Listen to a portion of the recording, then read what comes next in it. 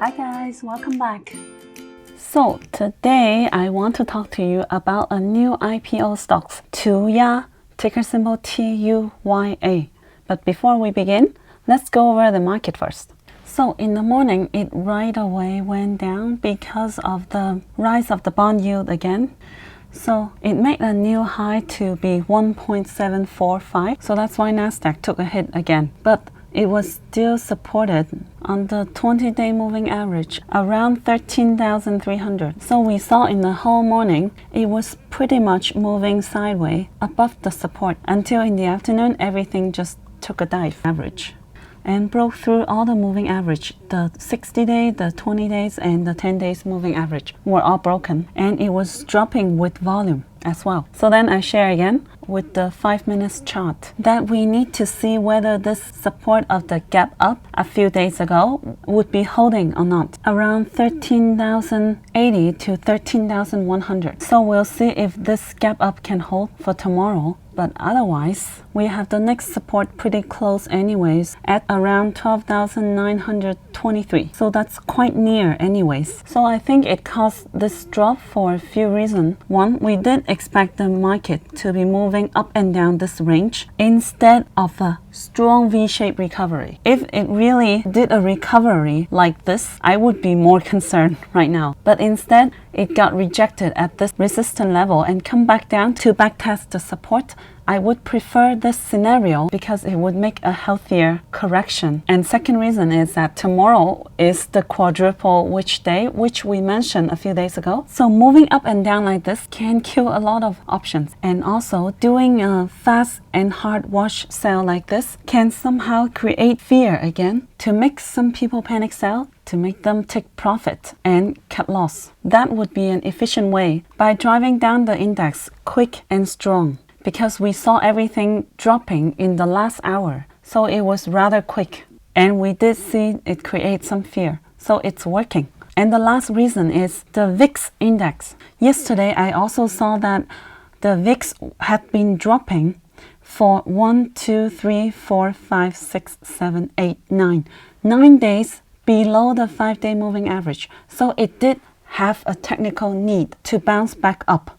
So I just treat this as a technical rebound, and it got rejected by the moving average here. So it went back down a little bit before the closing already. So I don't expect it to keep going up tomorrow, but rather going sideways or back down. So that's why right now I'm not too worried about this, but rather feel more at ease after the big run up to stay a healthier correction. Plus, I do think this support is strong enough right now, and I still think the market has bottomed 2 weeks ago because it was panic selling like a flood. So it's highly unlikely they would let all the people who panic sold here to buy back what they have sold in a hurry with not much rationale at a lower price. That's quite unlikely unless we have some kind of black swan that we don't expect. Because every time we have some wash sale that comes down quite quickly, the market would have fear that it would create a second leg or drive it down further.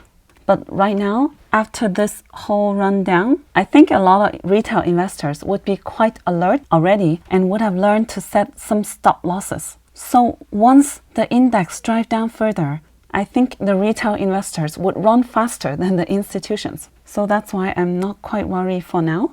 Another thing is that we see that the Nasdaq had created lower low for 3 days already, and it closed much lower than the lowest of yesterday.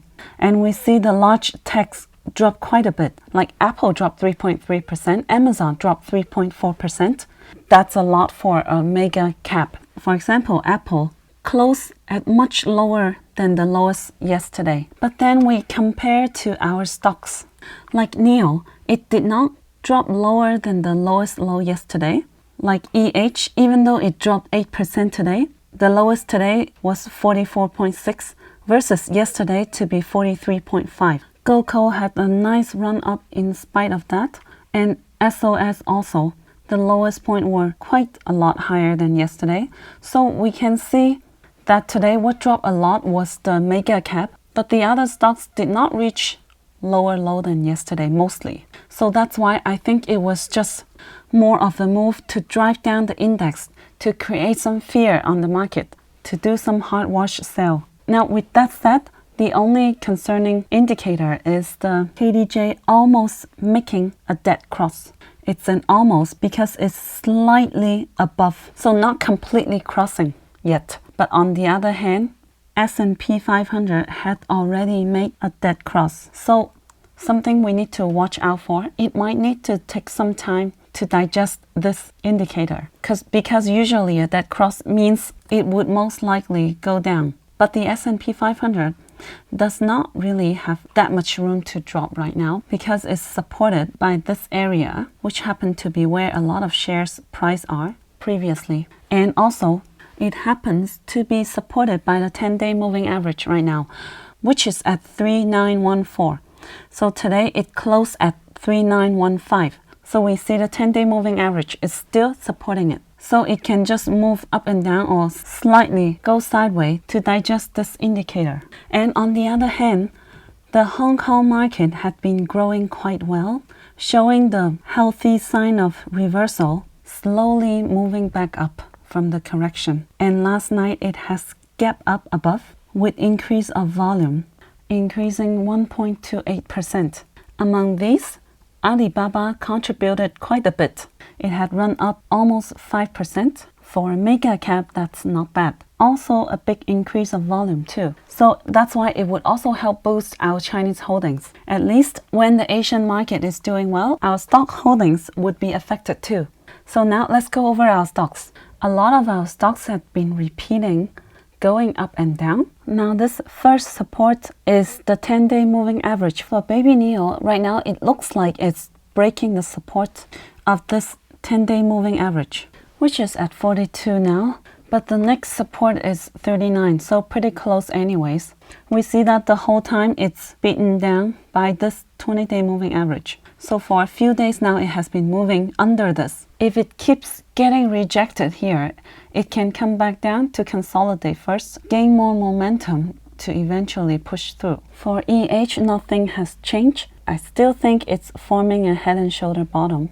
And LKCO had a great run up, even though the market was dropping quite a bit. Now, a few weeks ago, when the market was going down, LKCO would go down, and when the market bounced back up, LKCO would keep going down. LKCO still went down. So people ask me, why is it when the market is bouncing back up, LKCO can still go down? Now today is the complete opposite. The whole market is down, and LKCO can still go up 20%. So today, when most of the stocks in my portfolio went down, it can still stay green because of LKCO. So it had gapped up in the morning to open up high, passing the previous high of 1.65. And in the afternoon, suddenly spiked up to be at 2.1, which was the price of the cost of institutions for the new shares, and where it began to drop at the beginning of the market correction. So obviously a very important milestone at 2.1. So it touched 2.1 today and came back down with a big dive of the Nasdaq. So I think it's trying to test the selling pressure from all of this share trap at the top. I think a lot of people would have the urge to cut loss here because it's almost at their cost. Last Tuesday, when it had a sudden run up, we should expect to see more sticks looking like this, the hammer line, because driven down so much, we would expect to see a lot of the selling pressure on the way up. So that's why we do need to expect to see a lot of the selling pressure, just like today. So we really need to be patient and be ready whenever it comes back down, because it has been running quite a bit recent 2 weeks. So we cannot expect it to grow 10 to 20% every single day. This is another baby, so we should be patient with it, okay? Now the hearing date is not confirmed, so there is possibility for the share price to keep going in a way to torture our patience, up and then back down.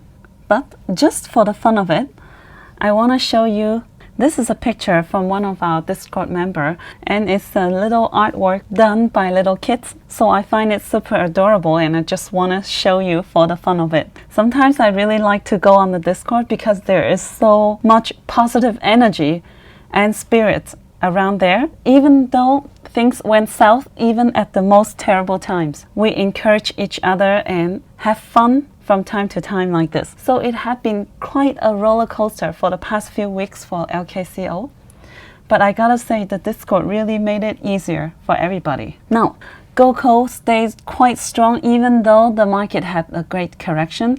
And as I said yesterday, I would trim off the part I added at 9.9. So I have sold that part at 12 today already and just left my original position to keep riding. Okay, now let's talk about TUYA, ticker symbol TUYA. Now this company just went public today, and I have shared a message on the Discord yesterday letting everybody know that I really want to get into this company, but I couldn't buy the pre-IPO shares. So I just let everyone know, if you could buy it before the IPO, go ahead. And I saw that some Discord members have actually grabbed some share before at around $21. So that's a good profit already. And for me, myself, I can only buy it after the IPO. Now, I usually don't buy any stocks right after they go public because it's super volatile. There's no indicator of support, like we wouldn't even know how to set stop loss. But I really made an exception for TUYA. Now, if you have been watching my channel, I don't know if you remember, about 2 weeks ago during the correction, when I was heavily planning and shaping my portfolio strategy, I made a list about the trends, the need of the future, and the list of area and stocks that I want to get into. And Internet of Things is one of them. And I specifically wrote TUYA for this, but at that time it was not public yet, so I couldn't buy it. And I've been waiting for this IPO. So TUYA is a Chinese company focused on the IoT, the Internet of Things. It's backed by New Enterprise Associates and Tencent Holding. So the official IPO was today, March 18. They aim to raise $915 million with the share price at $21 each, making this the second biggest US IPO this year by a Chinese company. So they are one of the world's leading platform for Internet of Things, the cloud computing platform used by businesses to deploy, connect, and manage large numbers and different types of smart devices. And they plan to use the IPO proceeds for more R&D and possibly more investment or acquisition on the tech companies and building infrastructure. According to the total device connected so far to be 204 million smart devices, making TUYA the world's biggest Internet of Things PaaS company. Their product and services are needed for brands, OEM manufacturers, developers, and retailers. So when I was describing the strategy and concept for the smart city, I specifically mentioned the new retail. I think this kind of Internet of Things platform would be more and more needed for a lot of retailers who wants to revolutionize and transit into the new retail sector to be able to provide an integrated customer experience by the seamless connection from online to offline service and smart logistic. So that's why I'm bullish on the Internet of Things industry, as it's not just B2B from business to business, but also B2C from business to customer, connecting a lot of smart devices at home for the whole smart home ecosystem. They gave an example of a light bulb, a simple regular light bulb. The sale price for a simple light bulb is $0.4. And once it becomes a smart device, the price would be around $2. So that is the commercial value. That would be 5 to 10x from the original value. And this is the commercial value for all the product device to become part of the internet. Their basic business model is hardware and software and cloud service connecting together. With that said, let's go over a little bit the financial. The total revenue in 2020 for TUYA was $180 million, with the increase of 70% year over year. the industry is early and they're expected to have high growth for now. But the whole year's net loss was $57 million with a year-over-year decrease of 11.9%. The year-over-year growth rate for the Internet of Things market in the world is expected to be 11% by the year of 2025, from 2019 to the year of 2025. And the Internet of Things platform as a service market is expected to have a year-over-year growth rate of 18.9%. And as of right now, Tencent is the second largest institution holder, investing a total of $250 million, holding 10.8% of the company.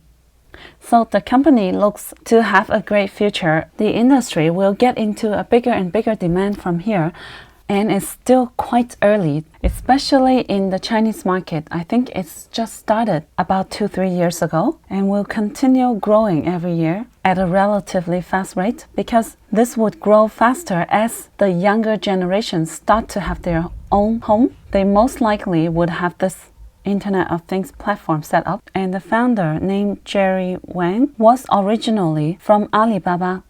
He was the first general manager of Ali Cloud, which is an important part for Alibaba. We know the cloud business is quite an important business for Alibaba. And in 2014, he decided to leave Alibaba and officially establish TUYA, and was at first invested by the top management of Alibaba as well. So there is a strong connection between the two companies. A lot of the team members are from Alibaba as well. So that's why it was invested by a lot of big institutions at the early stage already. Now we have been through the pros. Let's talk about the risk. First of all, the valuation is not small, to be 13.9 billion, while their revenue for 2020 was 180 million. So that already gives them the PS ratio of over 70, making this company not cheap at all. Second of all, it was just public today, so it would be quite volatile. Could be up, could be down. And for IPO company, there is no support for any technical analysis. So technically, if it needs to drop, we don't know where the bottom could be and how long it can drop. So this is why I never buy any company on the IPO day, but instead I would wait for it to cool off, come down from all the hype, and at least show signs of having bottom before I start to take a position. So that's why today I only open a small position as an observatory position. So first I opened the position at 25.7, and then I added more at 24. So right now my average is about 24.6. But overall I still have a small position, which accounts for 1% of my portfolio. So I can continue to average down one more time if it drops lower, and then I will set a stop loss to be slightly lower than my second buy-in price. So then overall, if it continues dropping further, I don't lose more than around 15%. That's the most I would give in for an IPO stock, because it is quite risky to get in such a new public company before it stabilizes.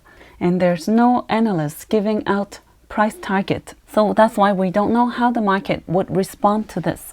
So that's why for now, at this stage, I would not put more than 2% of my portfolio in this. So if you want to follow my move, you do need to be aware of this and control your position as well. Now that's it for today, and if you have enjoyed this video, please give me a big like and write me a great comment, and I will see you tomorrow. That's it guys. Hope you can find my videos helpful. Make sure you subscribe to my channel and give me a big like. Thank you.